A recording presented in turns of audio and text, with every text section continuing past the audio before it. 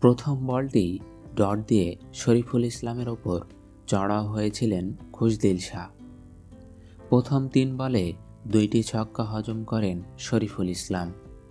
এর পরের ৩ বলে টানা ৩টি উইকেট তুলে নিজের হ্যাটট্রিক পূরণ করেন শরীফুল ইসলাম।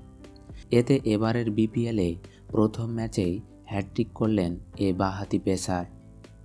সব মিলিয়ে চতুর্থ বাংলাদেশি হিসেবে এই নজির গড়লেন তিনি। বর্তমান চ্যাম্পিয়ন কুমিল্লা ভিক্টোরিয়ান্সের বিপক্ষে আজ শুরু থেকেই দারুণ বোলিং করেন শরীফুল ইসলাম। প্রথম ৩ ওভারে ১৫ রান দিয়ে অবশ্য উইকেট শূন্য ছিলেন তিনি। ইনিংসের শেষ ওভারে বল করতে এসে তৃতীয় বলে ফেরান খুশদিলকে।